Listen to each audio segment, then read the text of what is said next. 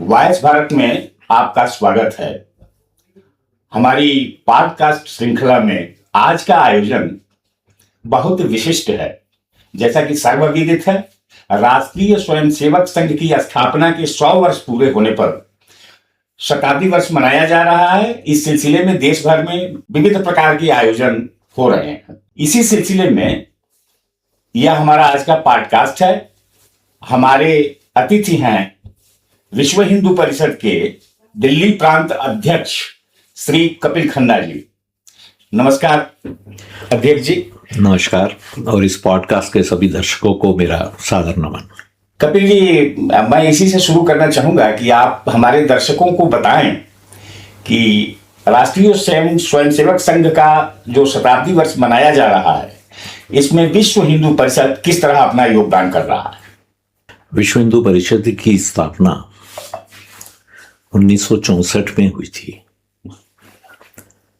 स्थापना की योजना जो बनी वो पूजनीय गुरुजी के मार्गदर्शन में, उनकी स्वयं की उपस्थिति में ये कार्य हुआ। विश्व हिंदू परिषद की सभी नीतियां, सभी कार्यकलाप और लगभग सभी वार्षिक बैठकों में पूजनीय गुरु जी का हर वर्ष रहना हुआ।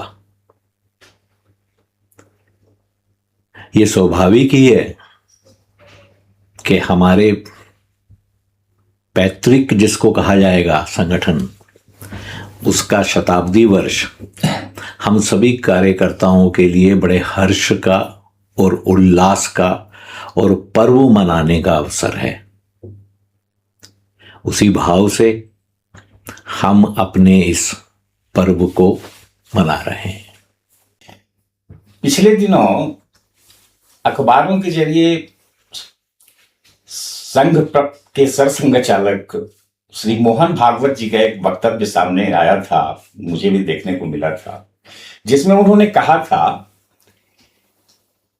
कि राम मंदिर अब बन गया है और किसी और मंदिर की लड़ाई में संघ भाग नहीं लेगा। मैं इस बारे में आपसे ये जानना चाहता हूं कि विश्व हिंदू परिषद संघ का अनुसांगिक संगठन है, तो क्या यह निर्णय जैसा कि सरसंघ चालक जी ने कहा उसी तरह से विहिप पर भी लागू हो जाएगा और विहिप अपने को काशी विश्वनाथ मंदिर और कृष्ण जन्मभूमि मथुरा को बहाल करने के आंदोलन से अपने को अलग कर लेगा? मुझे लगता है कि विश्व हिंदू परिषद अपने आप को हिंदू जनमानस और हिंदू हितों में होने वाले किसी भी कार्य से नहीं कर सकता है। समय अनुसार जिस किसी आंदोलन की आवश्यकता पड़ेगी, विश्व हिंदू परिषद उसको अपने हाथ में लेगा, उसको पूरा करेगा। पर समझने की बात यह है, जब हम राम मंदिर की बात करते थे तो राम मंदिर सिर्फ प्रभु राम का भव्य मंदिर बने, प्रभु राम का एक सुंदर मंदिर बने, सिर्फ हमारी यह आकांक्षा नहीं थी, हमारा लक्ष्य ये नहीं था। हमारा लक्ष्य इससे कहीं ऊपर था। अब समाज के सामने ये स्पष्ट भी हो रहा है। प्रभु राम का मंदिर अगर सिर्फ बनाना होता तो प्रभु राम तो कभी भी उस कार्य को पूर्ण कर सकते थे। हमारा तो ये मानना है, हमारे प्रभु जब चाहे जिस कार्य को कर सकते हैं। इसका उद्देश्य तो समाज परिवर्तन है, इसका उद्देश्य तो समस्त समाज को जोड़ना है, इसका उद्देश्य तो हम सब मिलकर अपने प्रतिष्ठान को पूर्ण करेंगे, अपने यज्ञ को पूर्ण करेंगे, समाज में ये विश्वास लाने की कार्य है। इसीलिए तो पूरे धैर्य से प्रतीक्षा की गई। दशकों का अदालतों में केस लड़ा गया, शताब्दियों तक समाज ने संघर्ष किया। उसके बाद में जब हमें भारत के संविधान के अंतर्गत भारत की उच्चतम न्यायालय से सकारात्मक आदेश मिला, उसके बाद भी प्रभु राम का भव्य मंदिर बने, इसकी हमने जल्दी नहीं दिखाई। हमने किसी बिरला टाटा को बुलाकर यह नहीं कहा कि तुरंत आके मंदिर बनवा दो। तैयार थे ना सब लोग जी। एक इशारा करने की आवश्यकता थी ना, पर हमारा उद्देश्य तो वो नहीं है। हमें प्रभु राम का मंदिर ऐसा नहीं बनाना है जो किसी एक घराने से जुड़ जाए या किसी एक समाज के अंग के साथ जुड़ जाए। प्रभु राम का भव्य मंदिर बनेगा, वो हम सब के राम का बनेगा। हम राम के हैं, राम हम सब का है। हम सबको रामत्व को अपने जीवन में उतारना है। हम सबको उनके आदर्शों को अपने परिवार में उतारना है, अपने समाज में उतारना है और पूरे भारत को राम राज्य बनाना है। ये संदेश देना है। ये तभी पूर्ण होगा जब समाज को अपने खोए हुए या भ्रमित सम्मान की तरफ वापस लेकर जाना है, उनको याद दिलाना है उनकी शक्ति के बारे में। 900 करोड़ रुपया ही तो चाहिए था हमें मंदिर बनाने के लिए जी। 45 दिन में इस कार्य को पूर्ण करेंगे, ऐसा आह्वान लेकर समाज के सामने गए थे। समाज की शक्ति हमारे सामने आई ना, 15 दिन भी नहीं बीते थे, 300 करोड़ और ऊपर इकट्ठा हो गया। 20-25 दिन बीतते बीतते राशि 2000 करोड़ पार कर गई। ये समाज की शक्ति का परिचय समाज के सामने आया। हम एकत्रित हुए, हम सब जब इकट्ठे हुए और हम सब ने मिलकर एक लक्ष्य को हाथ में लिया, वो लक्ष्य पूर्ण हो गया। समाज को यह संदेश जाना है, इसके लिए योजना बनाई गई निधि समर्पण की। अब रामलला प्राण प्रतिष्ठित होने हैं।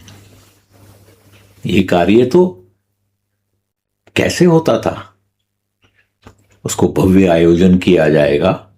उसमें कुछ एक पंडित पुरोहित बुला लिए जाएंगे जी। कुछ एक राजा महाराजा आ जाएंगे, जो आज के शासक हैं वो आ जाएंगे, कार्य पूर्ण हो जाएगा। पर नहीं, ये कार्य हमारे रामलला प्राण प्रतिष्ठित हो रहे हैं। हमने शताब्दियों की प्रतीक्षा की है, तो उस कार्य को हम पूर्ण करेंगे, ये दर्शाते हुए कि हमारे समाज की एकता और एकजुटता सबके सामने भी आए और हमारे सामने भी आए। तय किया गया था दिल्ली में कि हम सबके पास जाएंगे, निमंत्रण देंगे। प्राण प्रतिष्ठा होने जा रही है रामलला की जी। हमारे प्रभु राम प्राण प्रतिष्ठित हो रहे हैं। पूजनीय संत पूजा करेंगे, आरती उतारेंगे। हम सबको भी सहभागी होना है इस कार्यक्रम में।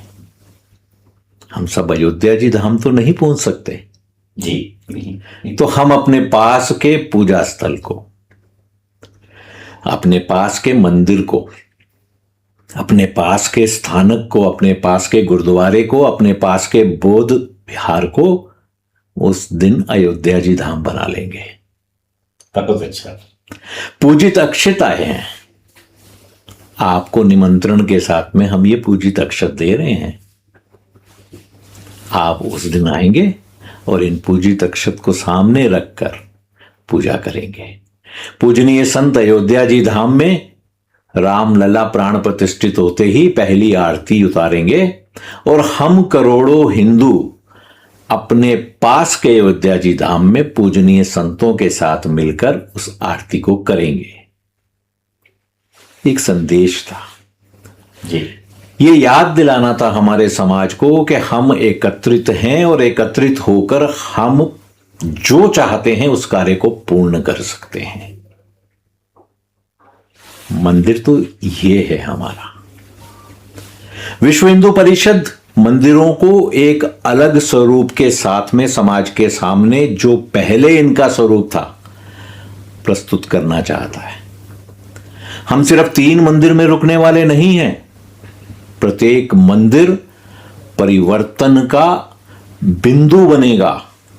समाज परिवर्तन जहां से आएगा, समाज अपने नए रूप में सबके सामने आएगा। ये कार्य हम करना चाहते हैं। हम चाहते हैं कि एक आदर्श मंदिर प्रत्येक बस्ती में बने।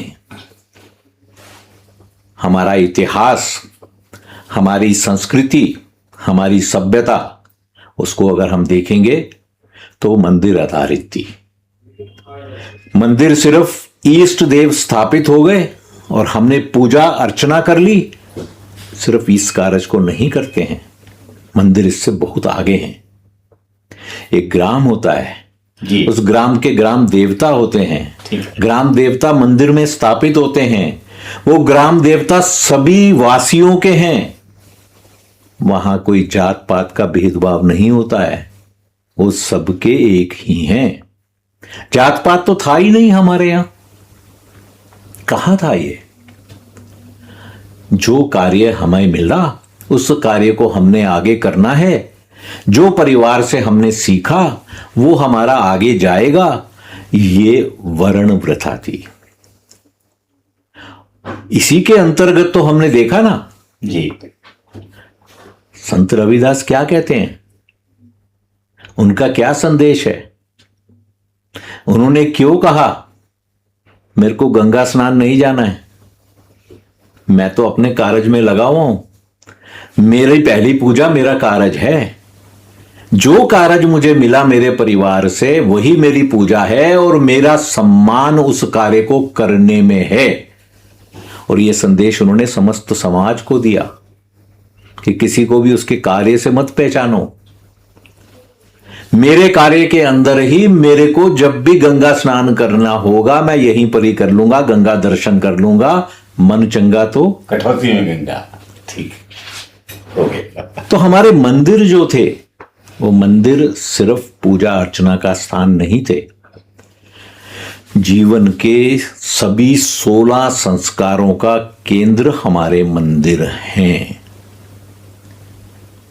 ये जो सैकड़ों वर्ष का संघर्ष हुआ उसमें कुछ एक ये कमियां हमारे समाज में आ गई, कुछ एक भ्रांतियां बन गई। उन भ्रांतियों को दूर करना है, उन कमियों को दूर करना है। मंदिर की उन व्यवस्थाओं को हमने सुदृढ़ करना है और वापस उसी पुराने भव्य रूप में लाना है।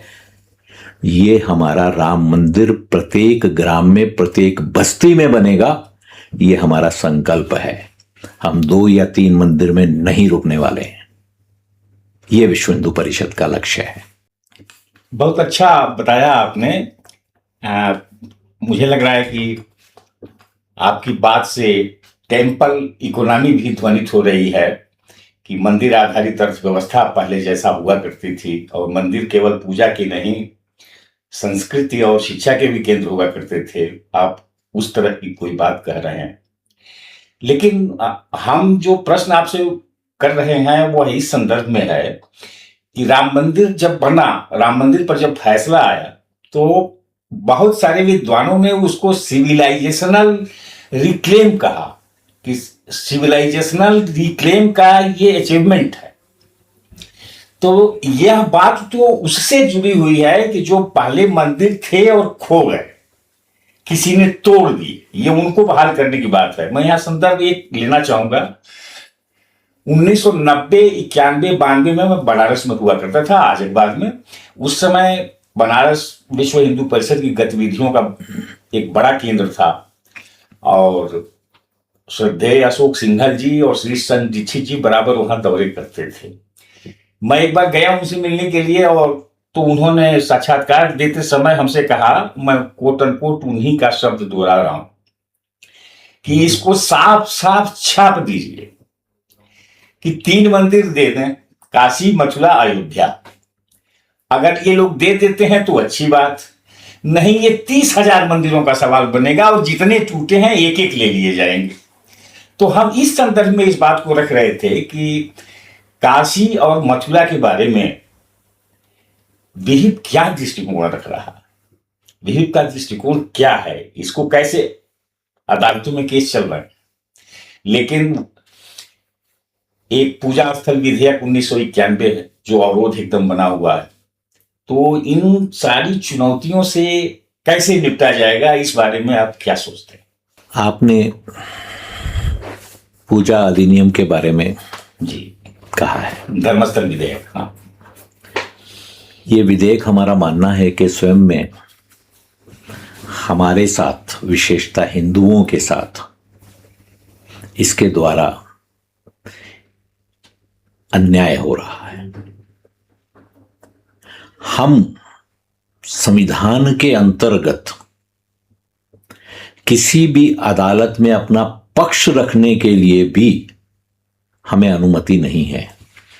ऐसा कोई भी कानून या नियम हो ही नहीं सकता है। हम पक्ष रखने की बात कर रहे हैं, हम और तो उससे आगे कुछ नहीं कह रहे हैं ना। तो इससे नहीं मुझे लगता है कोई कानून, कोई अदालत हमको रोकेगी। विश्व हिंदू परिषद ने प्रत्येक कार्य संविधान के अंतर्गत किया है।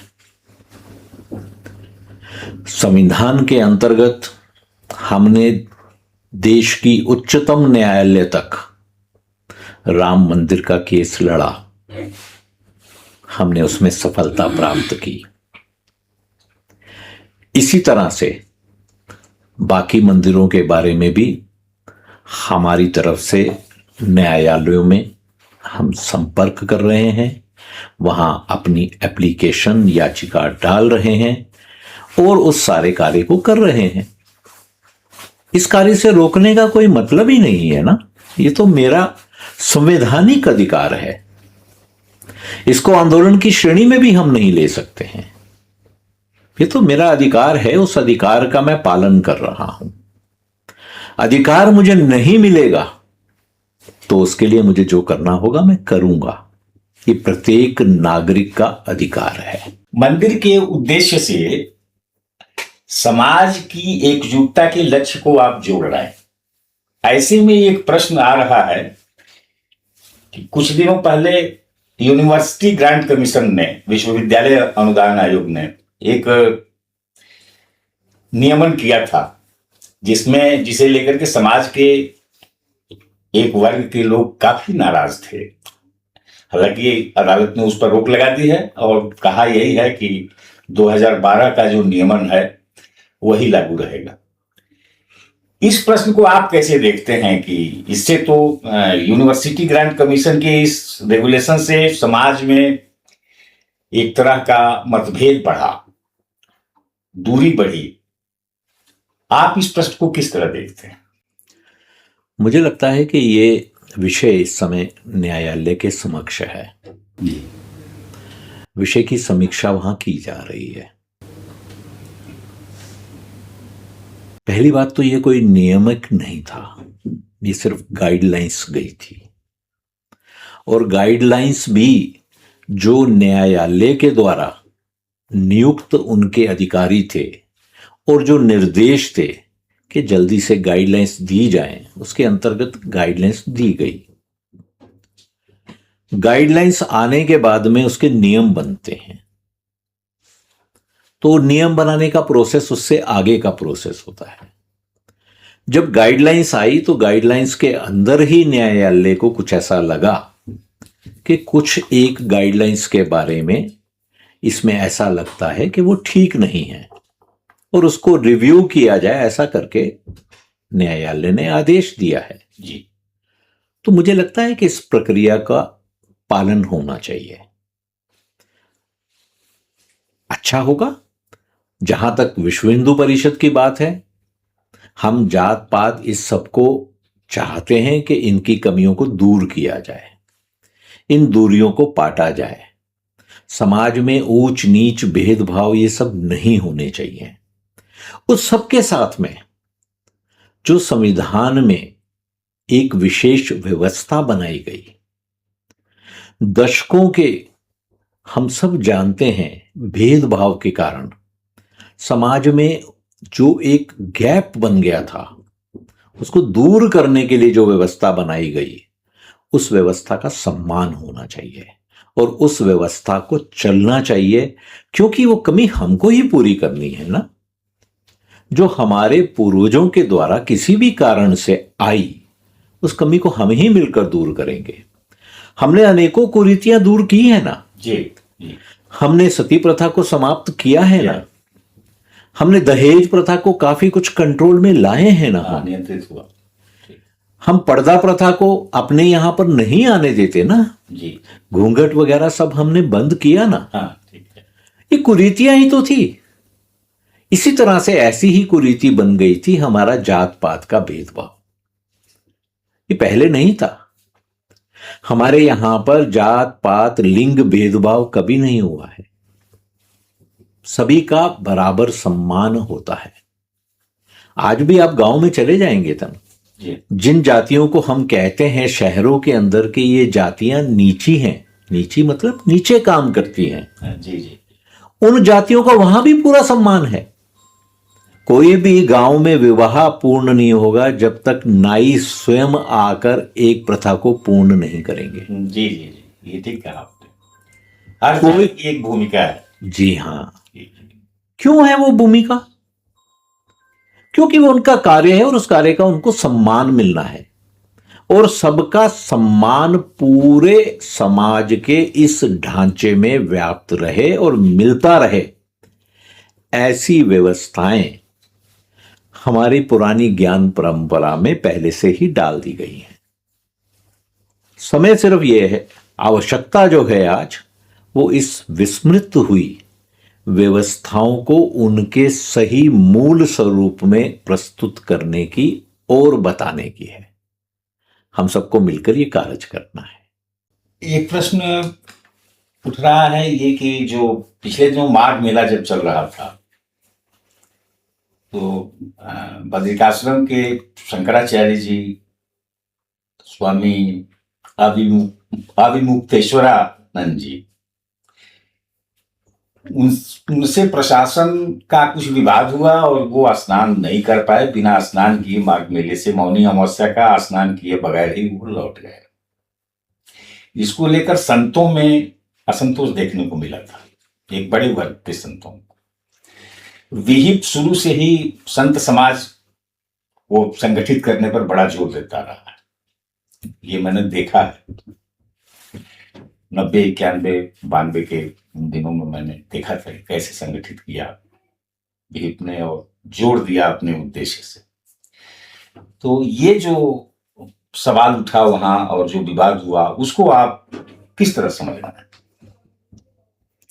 मुझे लगता है कि ऐसे विवाद होने नहीं चाहिए।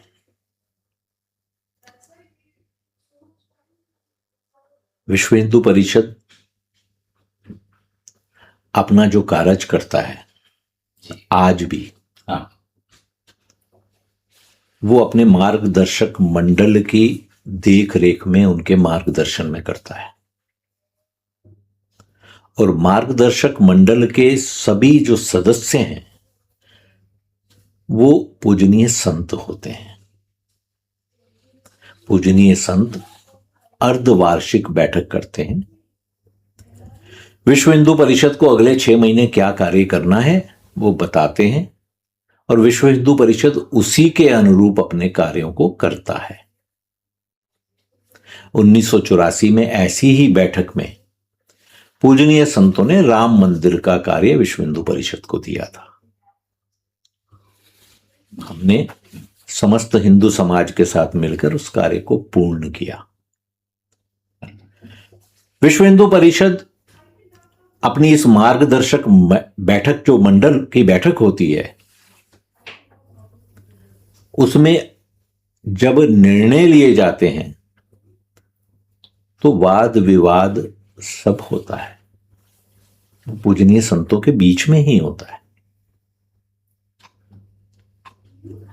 निर्णय का उसके बाद में पहुंचने का कार्य भी होता है। हमारे लिए सभी पूजनीय संत सम्मानित हैं। कहीं पर कोई भी विवाद होगा हम तो चाहेंगे वो ना हो, पर वाद विवाद तो हमारे धर्म और हमारी संस्कृति का एक अभिन्न भाग है। हमारा व्यवहार नहीं होना चाहिए ऐसा कि जो हमारे दायित्व या हमारे पद के अनुरूप नहीं है। जी। अब ये चिंतन करना समाज का कार्य है, पूजनीय संतों का कार्य है कि कहीं उनका व्यवहार उनके पद के अनुरूप तो नहीं था। हम तो ये चाहते हैं कि ऐसे विवाद नहीं हो। ठीक है, अच्छा कहा आपने। एक प्रश्न जुड़ा हुआ है। जब आजादी का आंदोलन चल रहा था तो ये हम लोगों ने इतिहास में पढ़ा लिखा है कि अनेक धाराएं जो थी, उसमें एक धारा ऐसी भी थी जो कहती थी कि गौ हत्या पर पाबंदी होनी चाहिए देश में, और बहुत सारे लोग इसके समर्थन में थे, लेकिन आज तक यह कार्य पूरा नहीं हो पाया है। इस प्रश्न को आप कैसे देखेंगे? 1947 में हमें स्वतंत्रता मिली। हमारा तो ये मानना है कि वो स्वतंत्रता नहीं थी, सिर्फ स्वाधीनता थी। स्वतंत्रता से पूर्व हमें कहा गया था, गांधी जी का यह स्वप्न था कि भारत राम राज्य बनेगा और सबसे पहला कार्य गो हत्या निषेध होगी, ये होगा। हुआ क्या? हमें हमारा तंत्र नहीं मिला, सिर्फ हम स्व के अधीन हुए, सिर्फ स्वाधीनता मिली। हम अभी तक प्रतीक्षारत हैं। ऐसे अनेकानेक कार्य हैं जिनके होने से राम राज्य हम कह सकते हैं कि बना है, पर वो कार्य नहीं हो रहे हैं। जी। इसी तरह से ये वाला कार्य तो अधूरा है। राज्यों के पास शक्तियां हैं, अपने यहां गो हत्या निषेध कर सकते हैं, प्रयास भी करते हैं। जिस जिस राज्य में हम ये समझते हैं कि धर्मपरायण शासन आता जा रहा है, वहां पर यह कार्य को किया जा रहा है। पर इस कार्य को करने के लिए जो तांत्रिक हमको सुविधा चाहिए, व्यवस्था चाहिए, उसको पहले लाना हमारे लिए आवश्यक है। नहीं तो यह कार्य नहीं हो पाएगा। सिर्फ नियम बनने से, कानून बनने से यह कार्य पूर्ण नहीं हो सकता है। आज समाज को आवश्यकता है हमारी उस पुरानी खोई हुई जो गौ आधारित अर्थव्यवस्था थी, उसको दोबारा याद दिलाने की। हमारी गौ मां कभी भी किसी की मोहताज नहीं है,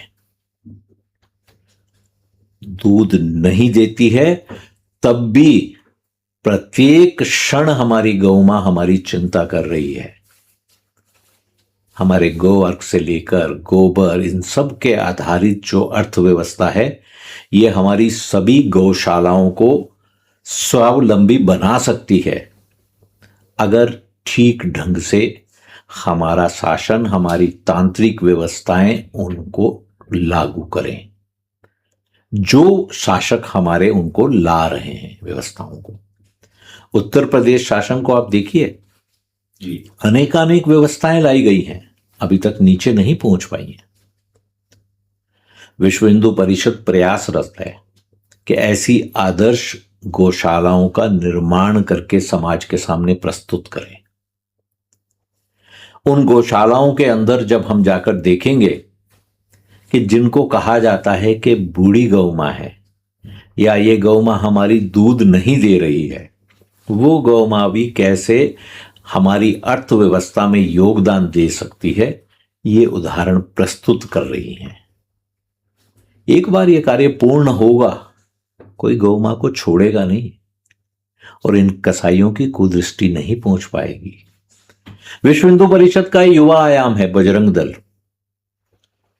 जो 24 घंटे पूरा वर्ष सर्दी गर्मी बरसात किसी की चिंता नहीं करता। कहीं पर भी इन कसाईयों का पता चलता है कि वो गौ माँ को हमारी उठा रहे हैं, पहुंच जाता है अपनी जान पर खेलकर। अनेकों बार बलिदान भी दिया है हमारे बजरंगियों ने। आज हम संतुष्टि से कह सकते हैं कि विश्व की सबसे बड़ी संस्था बजरंग दल है, जिसने लाखों गौ मां को इन कसाईयों के हाथों से बचाया है। अधूरा कार्य है, पूर्ण होना चाहिए, और हम प्रभु राम की कृपा से इस कार्य को जल्दी पूर्ण करेंगे, शीघ्र पूर्ण करेंगे, ऐसा हमारा मानना है। कपिल जी, हाल के कुछ वर्षों में घुसपैठ की समस्या प्रमुख समस्या बनकर आई है, खासकर बंगाल और असम जैसे राज्यों में, जहां कई जिले डेमोग्राफिकल चेंज की स्थिति को पहुंच गए हैं। डेमोग्राफी ही बदल गई है और इससे अब तो अछूता कोई राज्य नहीं है। शायद ही कोई राज्य हो जहां रोहिंग्या पहुंच न गए। यह एक तरह का राष्ट्रीय प्रश्न बन गया है, इससे कैसे निपटेंगे? राष्ट्रीय नहीं, यह अंतरराष्ट्रीय प्रश्न है। ठीक है। पूरा विश्व इस समस्या से जूझ रहा है। ये चिंता की बात है और इसके पीछे कोई षड्यंत्र है, ये हम सबको समझ आ रहा है। हजारों किलोमीटर दूर से हमारा वातावरण अलग है, मौसम वहां का अलग है, ऐसे भाषा अलग है। ऐसे स्थान पर हम आते हैं शरण लेने के लिए, ये क्या दर्शाता है? रोहिंग्या चलते हैं कहां से? म्यांमार से। और कहां आकर वो अपना डेरा जमाते हैं? जम्मू में। श्रीनगर नहीं जाते हैं, जहां पहले से ही मुस्लिम मेजोरिटी है, वो जम्मू में जाते हैं। इसी तरह से भारत के अनेक ऐसे स्थानों पर जाकर अपना टोला जमाते हैं जहां पर हिंदू पहले से हैं, मुस्लिम मेजोरिटी नहीं है।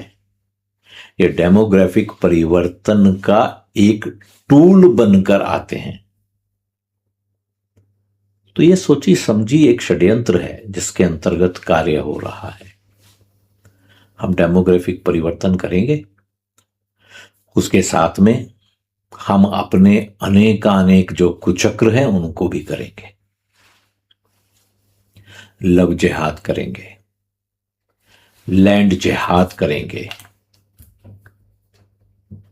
हम सब देख रहे हैं ना किस तरह से इनके द्वारा ये काम किए जा रहे हैं। मैं परसों भोपाल में था, एक 19 वर्ष के मुस्लिम ने एक 16 वर्ष की हिंदू बच्ची को लव जिहाद, प्यार के जाल में फंसाया, उसकी वीडियोग्राफी की, उसके बाद में उसको अपने दोस्तों के आगे जाकर यौन शोषित होने दिया। धमकी दी कि धर्म परिवर्तन करो, नहीं तो ये सारा हम सोशल मीडिया पर डाल देंगे। वो लड़की, उसमें हिम्मत आई, अपने परिवार को बताया। पुलिस ने जब जांच की तो पता चला कि सैकड़ों लड़कियों के साथ वो ऐसा कर चुका है। एक 19 वर्ष का बच्चा ऐसे षड्यंत्रकारी नेटवर्क में जुड़ जाता है और जिसके द्वारा इन कार्यों को करता है। कैसी सोच है, ये कैसी विचारधारा है, कैसा मजहब इनको क्या क्या सिखा रहा है। हमारे यहां कभी ऐसा आपको मिलेगा? एक 19 वर्ष का हिंदू युवा, कभी आपने सोचा है कि उसकी सोच भी ऐसी बनेगी कि मैं एक लड़की से प्यार करूंगा और उसको धोखा दूंगा, ना सिर्फ धोखा दूंगा, उसको मैं इस तरह से शोषित करूंगा? ऐसा कभी नहीं मिलेगा। ये डेमोग्राफिक परिवर्तन उसी सोच का एक छोटा सा अंश है। हम सबको मिलकर इस सोच से, इस विचारधारा से लड़ना है, इससे विजय प्राप्त करनी है। डेमोग्राफी की इस चुनौती से ही जुड़ा एक प्रश्न है धर्मांतरण का। अनेक राज्यों में ये देखने को मिल रहा है कि धर्मांतरण कराए जाते हैं, लालच देकर कराया जाता है, भय देकर कराया जाता है। इससे निपटने के लिए क्या कदम उठाए जाने चाहिए और आप क्या सोचते हैं इस बारे में? अनेक अनेक राज्यों में नियम बनाए जा रहे हैं। नियमों का पालन तो होना ही चाहिए सख्ती से। नियम हमारे ठीक बने, ये होना ही चाहिए। उस सबसे ऊपर हमें हमारे समाज को जागरूक करने की आवश्यकता है। धर्मांतरण कैसे कैसे हो रहा है, ये हमारी युवा पीढ़ी को, हमारे समाज के प्रत्येक अंग को इसके बारे में हमें बताने की आवश्यकता है। और जो हमारी अपनी कमियां हैं उसको तो हमें दूर करना ही है, उस पर तो हमें कार्य करना ही चाहिए। हमारे अपने समाज में ऊंच नीच भेदभाव, ये कुरीतियां सब समाप्त हो, हम सब मिलजुल कर रहें, हम सब एक दूसरे को यथोचित सम्मान दें, तो कौन जाएगा हमारे यहां से। आवश्यकता हमें अपने आप को मजबूत करने की है, हम सबको एकत्रित रहने की है। युवा वर्ग को शिक्षित करने की बात जब आपने कही तो एक प्रश्न खड़ा हो गया। आमतौर पर यह बात कही जाती थी कि इतिहास का लेखन और इतिहास का पाठन जो विद्यालयों में हो रहा है वह किसी विशेष दृष्टि से किया गया है और वह एक तरह से हिंदू इतिहास विरोधी इतिहास, लोग उसको विद्वान करार दे देते हैं कि उसको विशेष दृष्टि से लिखा गया है। इसको लेकर के पाठ्यक्रमों में बदलाव की भी मांग उठी कई बार। इस इतिहास के बारे में आप क्या सोचते हैं? 200 वर्ष पूर्व ईस्ट इंडिया कंपनी भारत में आई थी। 1857 का पहला आंदोलन हुआ जी। उस समय ब्रिटिश सरकार ने वापस अपने हाथ में शासन लिया ईस्ट इंडिया कंपनी से। भारत का उस समय का समाज और उसकी संरचना, उसको स्टडी करने का कार्य किया गया, उसको कंपेयर किया गया उनके अपने समाज से। तो यह पाया गया कि उस समय ब्रिटेन के अंदर 3% शिक्षित जनसंख्या थी। लिटरेसी रेट 3% था सिर्फ, और भारत में वही लिटरेसी रेट जो था 99% था।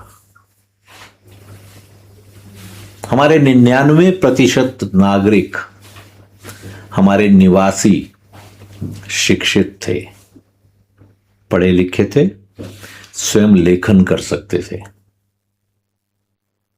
तो ध्यान में आया कि ये जो व्यवस्था है, इस व्यवस्था पर ही सबसे पहला प्रहार होना चाहिए। उसी का हम सब परिणाम देख रहे हैं, ये जो शिक्षा व्यवस्था अंग्रेजों ने बनाई। हमारा प्रत्येक मंदिर हमारा शिक्षण संस्थान था। प्राइमरी स्कूल की आवश्यकता नहीं थी, हमें किंडरगार्टन की आवश्यकता नहीं थी, गुरुकुल पद्धति भी थी। गांव का जो मंदिर है, हमारे ग्राम देवता के सामने बैठकर हमारे बच्चे किंडरगार्टन वो बन जाता था। वहीं से शिक्षा हमारे पुरोहित से, हमारे पंडित जी से प्राप्त करते थे। वो ज्ञान प्राप्त करके उनकी प्राइमरी एजुकेशन पूर्ण हो जाती थी। जो बेसिक रिक्वायरमेंट है पढ़ने लिखने की, वो उनकी वहीं पर ही पूर्ण हो जाती थी और वो बिल्कुल निःशुल्क होती थी।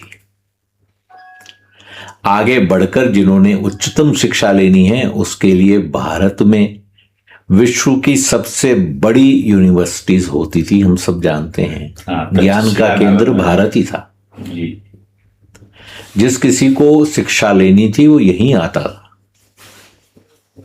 तो इन व्यवस्थाओं के अंदर हमारे यहां पर शिक्षा की कमी कभी नहीं थी। और जब तक हम शिक्षित अपनी व्यवस्था, जो हमारी सनातन व्यवस्था थी, उसके अंतर्गत हो रहे थे, तब तक हमको भ्रमित बनाने वाली पुस्तकें या ये पुस्तकीय ज्ञान सफल नहीं था। इसलिए पहला काम किया गया, शिक्षा व्यवस्था को समाप्त किया गया। उसके स्थान पर ये स्कूल आधारित व्यवस्था बनी, जो कि उस समय प्रारंभ में चर्च के द्वारा ही चलती थी। जब ऐसी व्यवस्था आएगी और ऐसी व्यवस्था के अंतर्गत हम शिक्षा प्राप्त करेंगे, तो वो शिक्षा कौन सी परोसेंगे हम समझ ही सकते हैं। उनके लिए महाराणा प्रताप तो नहीं है बताने वाला, जी जी, उनके लिए तो अकबर होगा। मुगलों के ऊपर आप किताब उठाएंगे इतिहास की, तो आपको 30-30, 40-40 पेज मिलेंगे। हाँ, यही समस्या है। चोला शासन के ऊपर क्या है? कुछ नहीं, कहीं वो एक पढ़े। शिवाजी महाराज के ऊपर क्या है? तो ऐसी शिक्षा व्यवस्था थी। अब जब हम बात करते हैं कि हमें स्वतंत्रता 1947 में नहीं मिली, उसमें यह भी तो है, हमारा तंत्र आएगा तो हमारी शिक्षा पद्धति लाएगा, हमारी व्यवस्था लाएगा, हमारा समाज फिर से अपनी व्यवस्था को दोबारा आज के परिप्रेक्ष्य में लेकर आएगा। हम प्रयासरत हैं, समाज स्वीकार कर रहा है हमारे प्रयासों को, परिवर्तन आ रहे हैं, और हमें पूरा विश्वास है कि निकट भविष्य में हमारे अपने जीवन काल में हम पुराना गौरव वाला भारत अपना पूरे विश्व के सामने प्रस्तुत करेंगे, जो पूरे विश्व का कल्याण करेगा। कबीर जी, शिक्षा, संस्कृति और समाज के प्रश्नों पर आपने अच्छी जानकारी दी हमें, हमारे दर्शकों को। इसके लिए आपका हार्दिक धन्यवाद, हृदय से आभार। सभी दर्शकों को बहुत बहुत आभार, और उसके साथ में अनुरोध भी कि हम सब मिलकर, जो हमारा लक्ष्य है कि अपने सांस्कृतिक गौरव को हम दोबारा से वापस भारत में लेकर आएंगे, और उसके साथ में जो हमारा मूलभूत मंत्र है हमारे संस्कृति का, सर्वे भवन्तु सुखिना, उसकी तरफ आगे बढ़ेंगे। आप सबका बहुत बहुत धन्यवाद।